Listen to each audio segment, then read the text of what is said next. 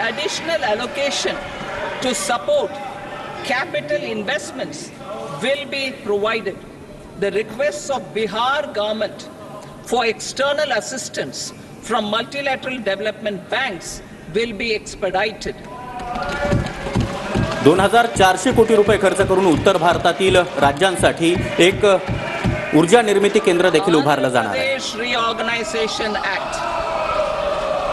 Our government महत्त्वाची बाब म्हणजे बिहारमध्ये नितीश कुमार यांच्या सरकारनं किंवा नितीश कुमारांनी केंद्र सरकारला पाठिंबा दिल्यानंतर आता बिहारसाठी विशेष तरतूद या अर्थसंकल्पामध्ये पाहायला मिळते. Recognizing the state's need for the capital, recognizing us. तर बिहार सरकारनं केंद्र सरकारकडे ज्या काही मागण्या केलेल्या आहेत विशेष तरतुदी संदर्भातल्या त्या मागण्यांवर देखील केंद्र सरकार प्रयत्नशील असल्याचं निर्मला सीतारामन यांनी सांगितलंय. तर पूर्व भागातील राज्यांसाठी पूर्वोदय योजनेची घोषणा आता निर्मला सीतारामन यांच्याकडून करण्यात आली आहे. सगळ्यात महत्त्वाचं म्हणजे बिहारच्या रस्त्यांसाठी 26,000 कोटींची तरतूद सुद्धा यात करण्यात आलेली आहे. विशेष राज्याचा दर्जा बिहारला नाकारण्यात आला होता आणि त्यानंतर आता 26,000 कोटी बिहारला दिले जात आहेत.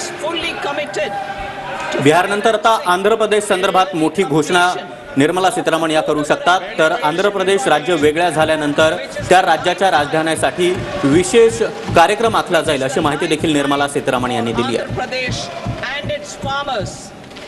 This will facilitate our country's food security as well. Under the Act, Andhra Pradesh Reorganization Act, for promoting industrial development, funds will be provided for essential infrastructure such as water, power, railways, Andhra प्रदेशमध्ये राज्य सरकारचे जे काही महत्त्वपूर्ण प्रकल्प आहेत त्याचबरोबर केंद्राचे काही महत्त्वपूर्ण प्रकल्प आहेत ते देखील पूर्ण करण्यासाठी केंद्र सरकार प्रयत्नशील आहे.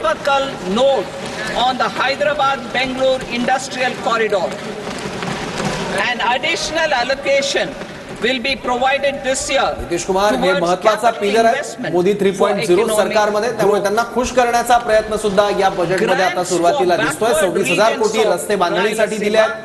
मेडिकल कॉलेज सुद्धा बिहारमध्ये बांधण्याची घोषणा आता या बजेटमध्ये केली आहे.